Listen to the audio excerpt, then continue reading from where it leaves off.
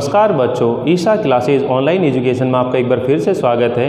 देखिए बच्चों, 9th और 10th क्लास की जो संस्कृत व्याकरण चल रही थी उसके अंदर हमारा टॉपिक जो है संधि का आरंभ हो चुका था। इससे पहले वाला जो वीडियो था उसके अंदर हम लोगों ने संधि की परिभाषा, संधि और संयोग की क्रिया क्या होती है, संधि कितने प्रकार की होती है और स्वर संधि कितने प्रकार की होती है, इन तमाम बातों के ऊपर हम लोगों ने चर्चा की थी। और हम लोग जो फर्स्ट संधि है स्वर संधि की, जो उसका पहला भेद है दीर्घ संधि, उसे हम लोग आरंभ कर चुके हैं। अगर आप लोगों ने वो वीडियो नहीं देखा है पिछला वाला तो एक बार ज़रूर देख लीजिए, ताकि ये संधि का जो टॉपिक है आपको अच्छे से समझ में आ सके। और बच्चों वीडियो बिल्कुल स्किप ना करें, पूरा वीडियो ध्यान से सुने ताकि आपको ये संधियाँ अच्छे से समझ में आ जाए। तो देखिए बच्चों, हम बात कर रहे हैं दीर्घ संधि की। इसकी परिभाषा जो है आप लोग पहले ही समझ चुके हो, दोबारा देख लीजिए कि यदि ए या आ, यदि ए या आ या फिर क्या हो ई या ई, या फिर क्या हो ऊ या ऊ, या फिर क्या हो री या फिर दीर्घ री के बाद कोई समान लघु या फिर दीर्घ स्वर हो तो, दीर्घ स्वर हो तो इस ए या आ को क्या हो जाता है, ए या आ को आ हो जाता है, ई या ई को ई, ऊ या ऊ को ओ ऊ, और री या री को दीर्घ री। ठीक है, री या री को क्या हो जाएगा, दीर्घ री हो जाता है। तो ये एकादेश हो जाता है। क्या हो जाता है, ये एकादेश हो जाता है, दीर्घ एकादेश हो जाता है। अब ये एकादेश का मतलब क्या है, ये मैं आप लोगों को बता चुका हूँ कि पूर्व और अपर, पहले और बाद के जो शब्द होते हैं उनको क्या आदेश हो जाता है, एक आदेश हो जाता है। क्या हो जाता है, उनको एक आदेश हो जाता है। यानी कि पहले वाला और जो बाद वाला शब्द है वो मिलकर उनका जो वर्ण होता है वो एक बन जाते हैं। अब देखिए, यहाँ मैंने आपसे बात करी थी इनकी पहचान के बारे में। तो ये जो पहचान है बच्चों, इसकी ये आ की मात्रा, दीर्घ ई की मात्रा, दीर्घ ऊ की मात्रा और दीर्घ री की मात्रा। यानी आप ये कह सकते हो कि जो दीर्घ मात्रा है वो क्या है, इसकी पहचान है। और इसे ही हम लोग सीख सकते हैं। मैंने आपको कुछ उदाहरण दिए थे करने के लिए। देखिए, सबसे पहले तो हम उन्हें सीखते हैं। मैंने आपसे कहा कि मान लीजिए ये शब्द है फणी और प्लस ईश्वर। अब इस तरह के शब्द आपको मिल जाएं। ये मान लीजिए दे रहा हूं कि मही और प्लस इंद्र, क्या दे दिया, मही प्लस इंद्र। इसी तरह मान लीजिए मैं आपसे कह रहा हूं मुनि और प्लस ईश। इसी तरीके से देखिए श्री और धन ईश। इसी तरह नारी और प्लस इच्छा, नारी प्लस इच्छा, इस तरह से दे रखे हैं। तो अब देखिए करना क्या आप लोगों को, नियम क्या कह रहा है भाई कि ई के बाद में अगर ई आ जाए तो दोनों मिलकर के एक बन जाते हैं। ये है ना भाई, दोनों मिलकर एक बन जाते हैं। अब आपका काम क्या है कि आपने ये देखना है कि शब्द जो है संधि विच्छेद होकर आ गए। ये सब शब्द जो है संधि विच्छेद होकर आ रहे हैं। और सबके अंदर देखो ई के बाद ई, ई के बाद ई, इधर देखो श्री में कौन सी है, ई ई, इधर री में क्या है, ई और ई। यानी ई के बाद ई दिखाई दे रही है। यानी कि समान स्वरों की स्थिति जब भी नजर आए और उनका शब्द बनाना है आप लोगों को, तो करना क्या है बच्चों, ये वाली जो ई दिखाई दे रही है, यानी कि प्लस के बाद वाले शब्द का जो आरंभिक स्वर होता है उसे हम लोग मिटा दें। जब मिलाते हैं तो सीधा तरीका है इसको हटा दो। और ये जो मात्रा है अगर दीर्घ दिखाई है तो दीर्घ है तो छोड़ दो ऐसी की एजिटिव। लेकिन मान लीजिए ये मात्रा छोटी है तो इसको अपन क्या कर देंगे, बड़ी। कब, जब हम दो शब्दों को मिलाएंगे, यानी कि उनकी संधि बनाएंगे। ये तो क्या है, विच्छेद है। संधि का क्या है, ये विच्छेद है। लेकिन अब हम लोग इसको संयुक्त बनाएंगे तो कैसे बनाएंगे, तो देखिए मैंने क्या बोला कि यहाँ पर बच जाएगा स्वर क्योंकि ई हट गई। और इधर देखिए क्या बन गया, ये फण हलंत और ये मात्रा इसमें मिला देंगे तो ये क्या बन जाएगा शब्द फणीश्वर। तो डायरेक्ट भी तो आप बना सकते हो, ई के बाद ई दिखाई दे रही है, एक ई को साफ करो और इसको साथ में मिला दो, ये आपका क्या बन जाएगा फणीश्वर बन जाएगा। बना नहीं बना?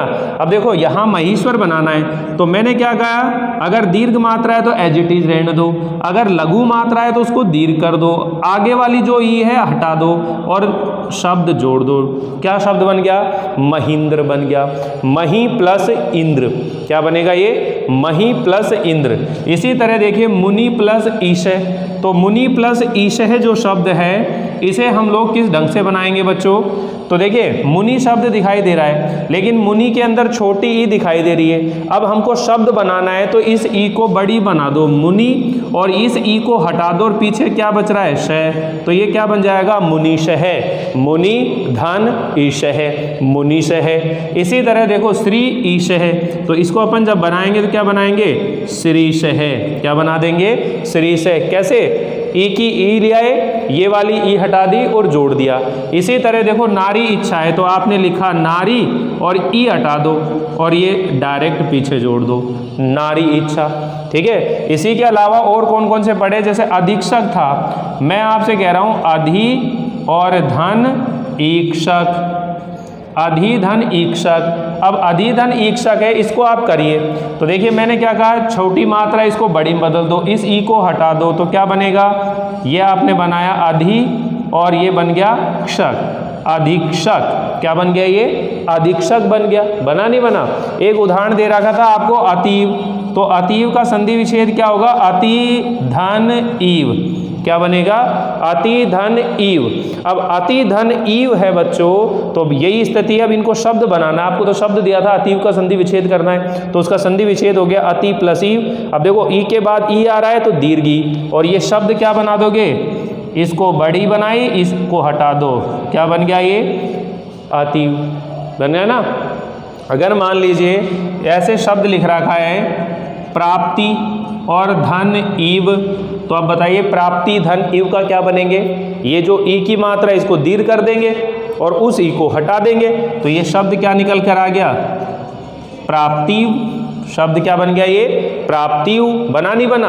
तो इस तरीके से देखिए पहले हम लोगों ने इन शब्दों को जोड़ना सीखा, फिर इन शब्दों को अलग करने का सीखा, यानी दो सार्थक शब्दों को हम लोग मिला रहे हैं। और जो स्वर संधि होती है उसमें स्वर का स्वर के साथ मेल होता है। क्या होता है उसमें? स्वर का स्वर के साथ मेल होने पर उनमें जो विकार या परिवर्तन होता है उसे हम क्या कहते हैं? स्वर संधि। और स्वर संधि कितने प्रकार की होती है? 8 प्रकार की होती है। उन 8 प्रकार में सबसे पहली कौन सी है? दीर्घ संधि। तो हम लोग दीर्घ संधि पढ़ रहे हैं और कल के वीडियो के अंदर भी ये दीर्घ संधि के ई वाले उदाहरण समझे थे, आज फिर इसी के बारे में चर्चा कर रहे हैं। तो देखिए किसी भी संधि को सीखने के लिए बच्चों ये जरूरी है कि हम ज़्यादा से ज़्यादा उदाहरणों की प्रैक्टिस करें। क्या करें? ज़्यादा से ज़्यादा उदाहरणों की प्रैक्टिस करें। तो देखिए ये शब्द आपने नोट कर लिए होंगे। अब हम लोग ऊ के बारे में, फिर री के बारे में, ए या आ के बारे में ऐसे सीखते चलते हैं। अब सभी के अंदर देखिए एक जैसे आपको शब्द की जो मात्रा है वो दीर्घ मात्रा नजर आएगी। कैसी मात्रा नजर आएगी? दीर्घ मात्रा नजर आएगी। और जब भी आपको शब्द में दीर्घ ई की मात्रा नजर आती है तो वहां पर आपको उसका जब विच्छेद करेंगे तो दोनों शब्दों को आप अलग अलग कर देंगे। ठीक है, तो इस तरह के और भी उदाहरण मैं लास्ट में दूंगा। पहले अब देखिए, जैसे मान लीजिए ये दे रहा हूं, देखो भानुदे। ठीक, भानुदे, गुरुपदेश। यहाँ पर ये एक बात बताने वाला हूँ बहुत अच्छी, छोटा रू और बड़े रू में अंतर क्या है, तो ध्यान से देखते रहिए बच्चों। गुरुपदेश हो गया, वधुल्लास। ठीक है,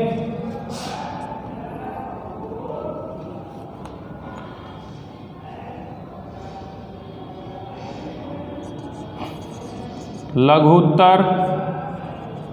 अब देखिए इधर सबके अंदर क्या दिखाई दे रही है? ये ऊ की मात्रा दिखाई दे रही है, ये ऊ की मात्रा दिखाई दे रही है। जब भी आपको ये ऊ की मात्रा दिखाई दे तो वहीं से आपको विच्छेद करना है, वहीं से आपको क्या करना है? विच्छेद करना है। इनको यहाँ से आप लोग विच्छेद करेंगे। अब देखिए विच्छेद करने का तरीका क्या है कि आपको दो शब्द निकालने हैं यहाँ पर। एक तो शब्द निकलेगा भानु और एक शब्द है इसमें उदय। भानु उदय, यानी ऊ और ऊ, भानु उदय, ऊ और ऊ। अब आप ये देखिए बच्चों, भानु लिखते कैसे, आप अपनी नॉर्मली कॉपी के अंदर लिख के देखो, भानु के अंदर जो नू आ रहा है उसमें छोटा ऊ आएगा या बड़ा ऊ आएगा? भाई भानु शब्द कैसे लिखा जाता है? वैसे तो लिखोगे, भाई राधा शब्द है तो राधा में आई आता है ना, राध थोड़ी ना कर दोगे। ऐसे मान लीजिए कवि है तो उसमें छोटी ही आती है, नारी में बड़ी आती है। तो वधु जो शब्द होता है, वधु शब्द में बड़ा ऊ आता है, और जो भानु शब्द है उसमें छोटा आता है। गुरु शब्द में, लघु शब्द में, मधु शब्द में, यदु शब्द में, दनु शब्द में, दनु मतलब दाना हो जाता है दनु से। तो ये जो शब्द होते हैं बच्चों, ये इस तरह से चलते हैं। तो देखिए यहाँ आपने इसका विच्छेद करा तो क्या करा? भानु और धन उदय, भानु धन उदय। तो जैसे अभी ई के मामले में हम लोग सीख रहे थे, उसी तरह देखिए यहाँ पर कौन सा स्वर है? ऊ। इसके बाद कौन सा स्वर है? ऊ। ऊ के बाद अगर ऊ आ जाए, समान स्वर हो गए ना भाई, ए, ई, ऊ और री के बाद में कोई समान स्वर आ जाए तो ए को आ, ई को ई, ऊ को ऊ, री को री, दीर्घ एकादेश हो जाता है। तो यहाँ पर देखिए ऊ के बाद ऊ दिखाई दे रहा है, तो दोनों मिलकर बड़ा ऊ बन गए। इधर क्या बच गया? दय, ठीक है। और इधर क्या बच जाएगा? भान हलंत, और मिलाएंगे तो क्या बनेगा? भानुदय। क्या बन जाएगा यहाँ पर? भानुदय। तो देखिए बच्चों, यहाँ तक की एक बात होती है कि अगर आपको ये इस तरह दीर्घ मात्रा दिखे तो दो शब्द देखना सेम, ऊ पर अंत होने वाला और ऊ से शुरू होने वाला। अगर बड़ी ई मिले तो ई पे अंत होने वाले, ई पे शुरू होने वाले। जैसे आपने संस्कृत के वीडियो देखे होंगे, वहाँ पर मैंने आपको शब्द रूप धातु रूप पढ़ाए तो बताए थे ना, कुछ शब्द ऐसे रहते हैं जो अकारांत होते हैं, कुछ आकारांत होते हैं, कुछ इकारांत होते हैं, कुछ दीर्घ इकारांत होते हैं। ऐसे शब्द जिनका अंत ए पे होता है वो अकारांत होते हैं, ऐसे शब्द जिनका अंत आ पे होता है वो आकारांत कहलाते हैं। ठीक है, तो आप संस्कृत के उस वीडियो के अंदर जो पहले शब्द रूप धातु रूप पढ़ाए थे वहां पर भी ये चीजें सीख सकते हैं। तो देखिए गुरु उपदेश है, अब इसमें दो शब्द हैं, एक है गुरु और एक है उपदेश। गुरु उपदेश। अब ध्यान दीजिएगा बच्चों, ये जो रू होता है इसके अंदर इस तरह का घूमकर आ रहा है तो मतलब छोटा ऊ मिला हुआ है इसमें। इस रह के अंदर कौन सा ऊ मिला हुआ है? छोटा। और अगर ये रह के साथ यूं घूमकर दिखाई दे रहा है, घूमने वाला, दोनों में अंतर दिख रहे हैं ना, ये छोटा ऊ और ये बड़ा ऊ, इसके अंदर कौन सा ऊ मिला हुआ है? बड़ा ऊ। तो देखिए ऊपर देखिए बड़ा ऊ है, ये कैसा दिखाई दे रहा है? छोटा ऊ है। यानी जब गुरु शब्द लिखते हैं तो उसमें छोटा ऊ आता है। ये भी आपको नॉलेज होनी चाहिए कि रह में जब छोटा ऊ मिलाते हैं तो इस तरह का रूप बनता है, और जब रह के अंदर दीर्घ ऊ मिलाते हैं तो ये इस तरह से बनता है। तो अगर आपसे पूछ ले भाई यहाँ कौन सा ऊ है तो छोटा ऊ है, और यहाँ कौन सा ऊ है तो ये बड़ा ऊ है, इसके अंदर कौन सा ऊ मिला हुआ है? बड़ा ऊ मिला हुआ है। तो जब अपन दीर्घ संधि कर रहे हैं तो ये छोटा होगा बड़ा होगा? बड़ा ही होगा ना, तो ये बड़ा ऊ मिला हुआ है। अब देखिए जब विच्छेद करेंगे तो भाई गुरु शब्द लिखा कैसे जाता है ये चीज आप ध्यान रखेंगे कि गुरु शब्द लिखा कैसे जाता है, उसमें छोटा ऊ आता है, फिर उपदेश। तो अब देखिए ऊ और धन ऊ, तो दोनों मिलकर के वापस से क्या बन गए? ये बड़ा ऊ बन गया। इधर क्या बच जाएगा? पदेश है, ठीक है। और इधर क्या बच गया? ये गुर हलंत। और गुर हलंत, हलंत रह के अंदर बड़ा ऊ मिलाएंगे तो मात्रा कैसी लगेगी? अभी बताई मैंने आपको, इसके अंदर मात्रा इस तरह से लगेगी। और गुरु पदेश है, और शब्द क्या बन गया आपके सामने? गुरु पदेश है। इसी तरह देखिए वधु उल्लास, तो इसके अंदर भी दो शब्द हैं, वधु प्लस उल्लास। अब वधु कैसे लिखते हैं बच्चों? वधु के अंदर जो ऊ होता है वो बड़ा ऊ आता है। आपने शब्द रूप पढ़े होंगे, वहां पर मैंने आपको बताए थे। तो देखिए संधि विच्छेद करेंगे तो क्या करेंगे? वधु धन उल्लास, इसके अंदर क्या करेंगे? वधु धन उल्लास से है। तो यहां देखिए ये दीर्घ ऊ और ये लघु ऊ, दीर्घ ऊ और लघु ऊ मिलकर के भी क्या बनेंगे? बड़ा ऊ, दीर्घ ऊ बनेंगे। इधर क्या बनेगा? लास है। और इधर क्या बन जाएगा? वध हलंत। इधर क्या बनेगा बच्चों? वध हलंत। और मिलाएंगे तो क्या बन जाएगा? वधुल्लास है। क्या बन जाएगा? वधु उल्लासे। और इसी तरह देखिए लघुत्तर शब्द है। कौन सा शब्द है? अब देखो लघु प्लस उत्तर, तो लघु कैसे लिखते हैं? लघु के अंदर जो ऊ आता है वो छोटा ऊ आता है, तो यहाँ पर आपने बनाया लघु, और उत्तर के अंदर जो ऊ होता है वो भी कैसा होता है? छोटा ऊ होता है। तो वापिस कंडीशन देखिएगा क्या बन रही है? ऊ के बाद ऊ दिखाई दे रहा है, दोनों मिलकर क्या बन जाते हैं? दीर्घ ऊ। और इधर क्या बचेगा? तर है। और इधर क्या बच जाएगा? लघ हलंत। इधर क्या बन गया बच्चों? लघ हलंत। और मिलाएंगे तो क्या बन गया? लघुत्तरे। बन गया नहीं बन गया? लघुत्तरे। तो इस तरीके से देखिए यहाँ आपने ये संधि विच्छेद करना सीखा। ध्यान से समझते हुए चलो, बिल्कुल कोई दिक्कत नहीं आने वाली।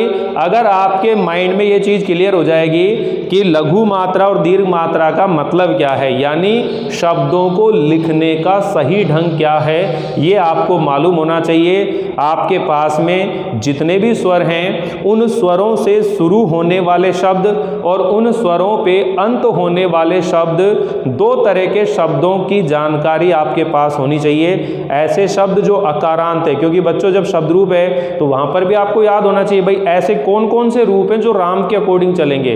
राम में क्या आ रहा है? ए, तो अकारांत हो गए। तो ये अकारांत शब्द हो गया। राम हो गया, कृष्ण हो गया, सुरेश हो गया, नरेश हो गया, राजेश हो गया। ठीक है, सबके अंत में आ रहा है नहीं आ रहा? धर्म हो गया, कर्म हो गया, चर्म हो गया। इस तरह से ध्यान रखिए। और एक ऐसा शब्द यानी जिनके अंत में आ आते हैं, जैसे गंगा, रमा, लता, ऐसे आते नहीं आते? तो मान लीजिए मैं आपसे कुछ और उदाहरणों के बारे में बात करूं। यहाँ पर केवल ऊ की बात चल रही है अभी, तो ऊ वाले जो शब्द हैं उनको आपको देखना है। एक बार स्क्रीनशॉट ले लीजिए, फिर हम लोग मिक्स उदाहरण भी करेंगे। पहले री और ए और आ वाले और उदाहरण समझ लेते हैं, फिर मैं आप लोगों को मिक्स उदाहरण दे करके और उनकी प्रैक्टिस करवाते हैं। तो क्योंकि संधियाँ तो बच्चों प्रैक्टिस के ऊपर ही सीखी जाती है, ध्यान रख लेना। आप तो माइंड में जो है इसका जो नियम है वो दिमाग में रखो कि जब भी समान स्वरों का मेल होता है तो दीर्घ आदेश हो जाता है। और कौन कौन से समान स्वर? जब ए, ई, ऊ और री, ए, ई, ऊ और री, ये जब समान स्वर मिलाए जाते हैं तो इनको क्या हो जाता है? दीर्घ आदेश हो जाता है। ये चीज़ आप जरूर ध्यान रखिएगा। वीडियो बिल्कुल स्किप ना करें, बड़े आनंद आने वाले हैं आज की क्लास के अंदर बच्चों। तो देखिए यहाँ अपन बात कर रहे हैं री वाले। अब देखिए री वाले वर्ड होंगे तो क्या होंगे? होत्री यानी पितरी, या फिर क्या होगा? मातृ, ठीक है, धात्री, इस तरह के शब्द होंगे। अब ध्यान दीजिए, इनके बाद में आपको क्या मिलाना है? री वाले शब्द मिलाने। अब री से शुरू होने वाले शब्द कौन कौन से होते हैं? जैसे ऋषि होगा, ठीक है, या फिर क्या होगा? ऋतु होगा, या फिर क्या होगा? ऋण होगा, या फिर क्या होगा? ऋषभ होगा, क्या होगा? ऋषभ होगा, ठीक है। इस तरह के शब्द जो हैं वो री से शुरू होने वाले होंगे। अब जैसे मान लीजिए आपसे कहा जा रहा है भाई होत्रीकार शब्द है, बहुत फेमस है, बहुत बार आता भी है। होत्रीकार शब्द है। अब देखो दीर्घ मात्रा दिखाई दे रही है, इसको आप जब विच्छेद करेंगे तो दो करेंगे, होत्री और धन ऋकार है, होत्री धन ऋकारे। तो अब यहाँ पर देखिए कौन सा स्वर दिखाई दे रहा है? री। इधर कौन सा स्वर दिखाई दे रहा है? री। तो दोनों स्वर जो हैं समान आ गए और दोनों मिलकर के क्या बन जाते हैं? ये दीर्घ री बन जाते हैं। इधर क्या बचेगा? कार्य है। इधर क्या बचेगा? होत हलंत। और इसके अंदर ये मात्रा जोड़ेंगे तो ये मात्रा जोड़ते डबल इस तरह से करना है, होत्री कार्य है। और ये इसका क्या बन गया? शब्द बन गया नया, होत्री कार्य। तो इसी तरह देखिए यहाँ पर आपसे कह रहे हैं कि भाई जैसे होत्री प्लस ऋषि एक साथ ही बनाते चलो, होत्री धन ऋषि, ये दे दिया। तो अब देखो क्या कह रहा है, ये री आ रही है ना, इस री के बाद क्या आ रहा है? ये री आ रहा है। री के बाद री आता है तो दोनों मिलकर क्या बन जाते हैं? दीर्घ री। इधर क्या बचाना है आपने? शी, ठीक है, इधर क्या बचाना है? शी। और इधर क्या बच जाएगा? होत हलंत। इसके अंदर ये मात्रा जोड़ दो तो इसकी जो मात्रा होती है वो क्या होती है? डबल बार ऐसे करते हैं। और इधर कर दिया शी। अब देखो क्या बन गया? होत्रीषि। आप सोच भी नहीं सकते कि इस तरह से नए शब्द बन सकते हैं। एक शब्द को ही लेते जाओ और बनाते जाओ। अगर हम कह रहे हैं कि भाई जैसे होत्री और प्लस ऋतु, होत्री प्लस ऋतु। अब देखो वापस हो गया ना, री के बाद री आ रहा है तो दोनों मिलकर दीर्घ री हो जाएंगे। तो आपने करना क्या है, कुछ नहीं करना, केवल ये दिखाई दे रही ना, इसके नीचे एक बार और घुमा दो और इस री को हटाकर मिला दो। यानी कैसे करना है, ये आपने होत्री लिखी और इसी के नीचे एक बार और किया और ये पीछे वाला अक्षर उठा लाओ और संधि विच्छेद बन गया आपका, संधि शब्द बन गया, नहीं बन गया, होत्री ऋतु बन गया। अब देखिए जैसे आपसे कह रहे हैं मातृधन ऋणम, ठीक है, मातृधन ऋणम। तो अब मातृऋणम देखिए कैसे बनेगा शब्द, इसको डबल कर दो, ये री हटा दो, पीछे का जोड़ दो। कैसे जुड़ गया, ये जुड़ गया मातृणम, मातृणम बन गया, नहीं बन गया। अगर हम लोग इसको पितरी शब्द के साथ जोड़ेंगे तो देखो पितृधन ऋणम, तो क्या बन जाएगा, तय के नीचे एक बार आ रहा है, डबल बार कर दो, ये बन गया और ये ऋणम, इस री को हटा दिया। जोड़ना बड़ा आसान है, लेकिन जब आपको शब्द दिए जाते हैं उस समय आपको समझ में आने चाहिए, ठीक है। तो यहाँ आप लोग ये ध्यान रखेंगे कि ई के बाद में यानी री के बाद में री नजर आए तो वहाँ पर दीर्घ री एकादेश हो जाता है। दो समान स्वरों के मेलने से ये क्या होता है, दीर्घ आदेश होता है। तो ये री वाले समझ में आ गए, तो इसका भी स्क्रीनशॉट ले लीजिए। फिर अब ए और आ वाले जो उदाहरण हैं बच्चों, उनके बारे में भी हम लोग सीखते हैं, समझने की कोशिश करते हैं। उम्मीद है कि आप लोगों को ये पढ़ने में संधियाँ जो है आनंद आ रहा होगा निश्चित तौर पर। अब मैं एक बार इनको मिटा देता हूँ, फिर हम लोग और उदाहरणों को पढ़ते हैं। उदाहरण की कोई कमी नहीं है बच्चों। देखिए कल और आज 2 दिन हो गए हैं और हम लोग अभी दोनों वीडियो के अंदर केवल दीर्घ संधि के बारे में अभी चर्चा कर रहे हैं। उसका कारण यही है कि आपको ये संधि का जो टॉपिक है ये अच्छे से क्लियर हो जाए, क्योंकि इसके बाद हम लोगों को बुक पढ़नी है और बुक पढ़ेंगे तो उस समय हमारे पास इतना तो ज्ञान होना चाहिए कि हम शब्दों का विच्छेद करेंगे तो समझ सके कि यहाँ पर कौन से शब्द हैं। अब देखिए यहाँ आ की मात्रा दिखाई देगी, जैसे आपसे कह रहा हूँ छात्रावास है, छात्रावास है, ठीक है, उपाध्यक्ष है, ठीक, चिकित्सालय, हिमालय, विद्यार्थी। ध्यान दीजिए बच्चों। अब देखिए सबके अंदर बीच में आपको ये आ की मात्रा, ये आ की दीर्घ मात्रा, ये मात्रा, इधर देखिए सबके जगह आ की मात्रा दिखाई दे रही है। अब हमारा काम तो क्या है कि जहाँ पर ये मात्रा दिख रही है वहाँ से विच्छेद करना है और वहाँ से विच्छेद करके ये देखना है कि इस शब्द के अंदर 2 शब्द मिले हुए हैं और वो दोनों शब्द कौन से हैं ये ढूंढना है। समझ में ना। अब ध्यान दीजिए यहाँ पर जब विग्रह करेंगे तो छात्र भी सार्थक शब्द है और छात्रा भी सार्थक शब्द है, तो इसका विग्रह जो है, इसका विच्छेद दोनों तरीके से हो जाएगा। और देखो इधर पीछे जो शब्द है आवास, छात्र प्लस आवास छात्रावास, छात्रा प्लस आवास छात्रावास, यानी इसके 2 तरीके से संधि विच्छेद हो सकते हैं। आप इसको छात्र धन आवास ये बना सकते हैं, इसी का विच्छेद आप ऐसे भी कर सकते हैं, छात्रा धन आवास। क्यों कर सकते हैं, क्योंकि दोनों शब्द जो हैं सार्थक हैं बच्चों, दोनों शब्द क्या हैं, सार्थक शब्द हैं और इसीलिए इन दोनों शब्दों को आप बिल्कुल इसी तरह लिख सकते हैं। आपकी इच्छा है कि जो छात्रावास शब्द है इसकी छात्र प्लस आवास करते हो या छात्रा धन आवास करते हो, ठीक है। इसी तरह जो उपाध्यक्ष शब्द है इसके अंदर भी 2 शब्द है, उप और धन अध्यक्ष, उप धन अध्यक्ष। तो यहाँ पर देखिए ए और ए के बाद ए, तो दोनों मिलकर क्या बन जाते हैं, ये आ, इधर क्या बन जाएगा अध्यक्ष और इधर क्या बचेगा बच्चों उपहलंत और मिलाएंगे तो क्या बनेगा उपाध्यक्ष। क्या बन जाएगा यहाँ पर उपाध्यक्ष, ये बन जाएगा।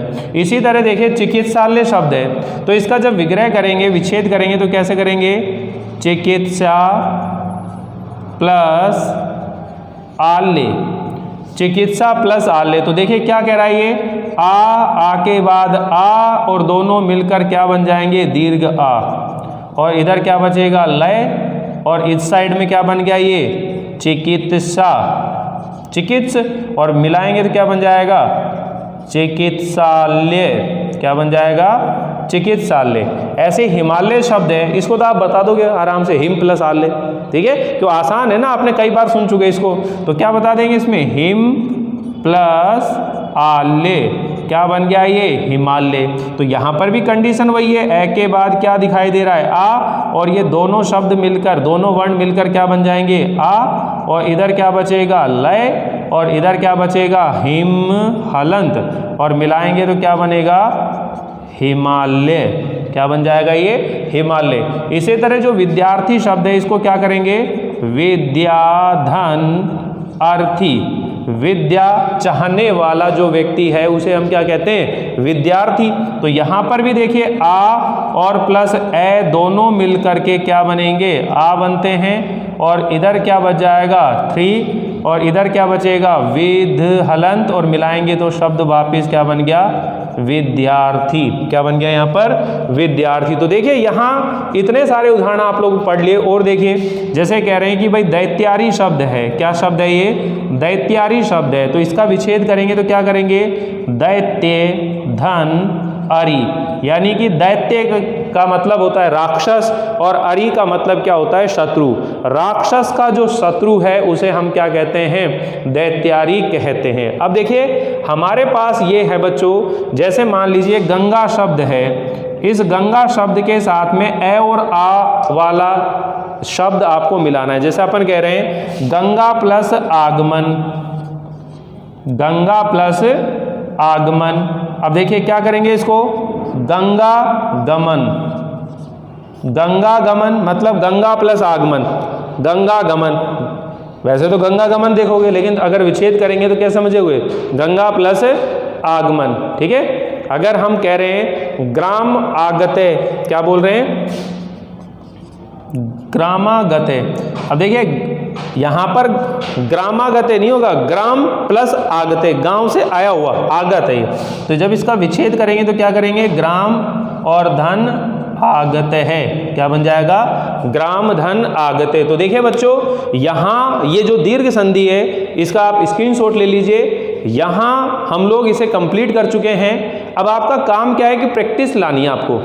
प्रैक्टिस के लिए मैं आपको कई शब्द लिखवा रहा हूँ, उन शब्दों को आप मिक्स कर करके और उसके नए शब्द बनाना, शब्द निर्माण करने की प्रक्रिया है ये। अब देखिए 9th क्लास के अंदर आपकी शब्द निर्माण की प्रक्रिया है, जिसमें उपसर्ग और प्रत्यय लगा करके नए शब्दों का निर्माण करना सीखेंगे। उसी शब्द निर्माण की प्रक्रिया में 4 इकाइयाँ होती हैं। तो 9th क्लास के जो विद्यार्थी उनके लिए विशेष बात है कि वहाँ पर वो 2 चीज़ें तो सीख जाएंगे, उपसर्ग और प्रत्यय, लेकिन संधि और समास, संधि समास प्रत्यय उपसर्ग, ये 4 जो इकाइयाँ होती हैं ये शब्द निर्माण करने के लिए होती हैं, अर्थात इनसे नए शब्दों का निर्माण होता है। तो यहाँ पर भी देखिए 2 शब्दों को मिला करके और एक नए शब्द का क्या किया जाता है निर्माण किया जा रहा है, एक नए शब्द को यहाँ पर बनाया जाता है। तो इस तरीके से यहाँ आप लोग इसको सीख जाए। अब मैं कुछ उदाहरण आपको बताता हूँ कि आपको प्रैक्टिस कैसे करनी है। एक बार इसे मैं मिटा देता हूँ, फिर हम लोग देखते हैं कि किस ढंग से हम लोग प्रैक्टिस कर सकते हैं, कैसे हम सीख सकते हैं इन चीज़ों को। अब आपका काम ये है कि हमारे पास देखिए कितने स्वर हैं, ए, आ, ई, ऊ और ये री और ये दीर्घ री। तो दीर्घ री का कोई आपको नहीं मिलेगा, छोटी री ध्यान रखनी है, ये फायदा आप लोगों के लिए।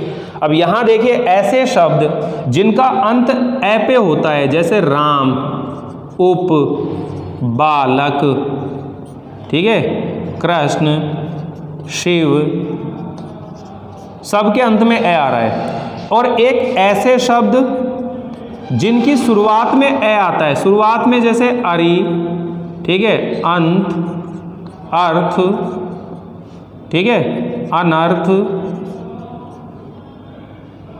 अति, अधि,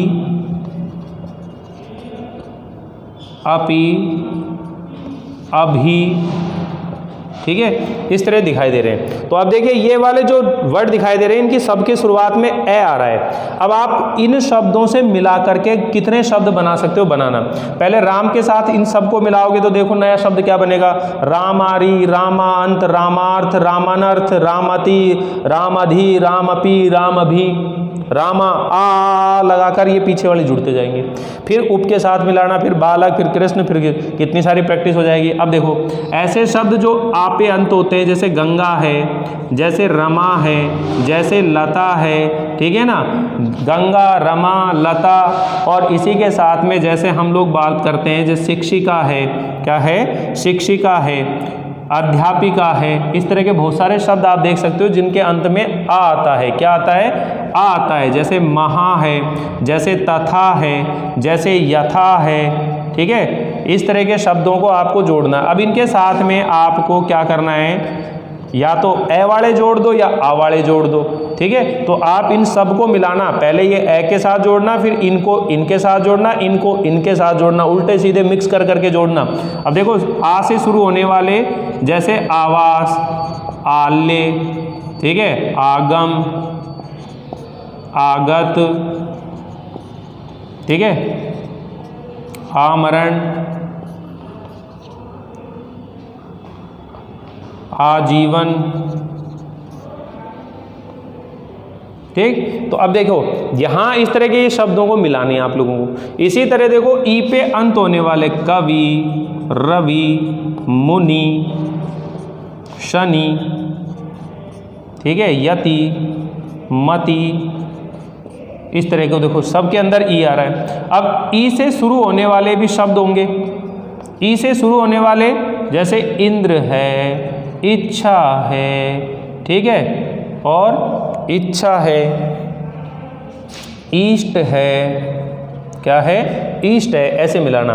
बड़ी ई वाले जैसे नारी है, स्त्री है, पार्वती है, ठीक है, पत्नी है, सती है, ठीक है, श्रीमती है, सबके अंदर बड़ी आ रही है। अब इसके अंदर बड़ी ई से शुरू होने वाले शब्द भी होते हैं जैसे ईश है, या फिर ईश्वर है, क्या है, ईश्वर है, ईक्षा है, ईक्षक है, ठीक, इस तरह से बनाते हुए चलना। ऐसे छोटे ऊ वाले शब्द जैसे भानु, यदु, लघु, मधु, पांडु, ठीक है, इस तरह शब्द, गुरु। अब बड़े इसके अंदर देखो छोटे ऊ वाले शब्दों की बात कर रहे हैं इनके साथ में, तो इधर लिखना उपाय, उल्लास, उमंग, उत्सव, उज्ज्वल, ठीक है, इस तरह से चलाना। तो इस तरह से मिलाते चलेंगे। ऐसे बड़े ऊ पे शुरू होने वाले जैसे वधु है, चमू है, तनु है, ये बड़े ऊ से होंगे। अब इनके साथ में आप बड़े ऊ की बात करें कि कौन कौन से, जैसे ऊर्जा है तो बड़ा आता है, ऊष्मा है बड़ा आता है, ठीक। तो इस तरह से आप ध्यान रख लेंगे। जैसे ऊर्मी शब्द है तो ऊर्मी के अंदर बड़ा ऊ आता है, क्या आता है, बड़ा ऊ आता है। तो इस तरीके से देखिए कितने सारे शब्द लिख दिए मैंने। अब इनके अंदर आप कितनी प्रैक्टिस कर सकते हो ये आपके ऊपर डिपेंड है। जिस स्टूडेंट ने इनको मिला करके प्रैक्टिस करना शुरू कर दिया तो समझ लेना उसको ये संधि बिल्कुल क्या हो जाएगी, क्लियर हो जाएगी। तो मैं आप लोगों से उम्मीद करता हूँ कि इस वीडियो को देखने के बाद आप जितने उदाहरण हैं इनमें से कितने कर सकते हो मुझे करके मेरे पर्सनल नंबर पर दिखाएंगे, और वहाँ कुछ गलतियाँ होंगी तो मैं करेक्शन भी करूँगा, ठीक है। तो यही बेटा सीखने का प्रोसेस होता है। तो आप लोग सीखिए, समझिए, अपनी जो कॉपी है रफ कॉपी उसके अंदर प्रैक्टिस करिए, जब समझ में आ जाए तो फिर कॉपी के अंदर कर लीजिए, ठीक है। तो मिलते हैं अगली बार नई संधि को लेकर। दूसरे नंबर की संधि हम पढ़ेंगे जिसका नाम है गुण संधि। गुण संधि के बारे में हम लोग विस्तार से चर्चा करने वाले हैं। तो बने रहिए, जुड़े रहिए एक विश्वास के साथ, और अगर आप चैनल पर पहली बार आए हैं तो सब्सक्राइब जरूर कर दीजिए ताकि समय पर नोटिफिकेशन मिलता रहे। तब तक के लिए बाय बाय, थैंक यू।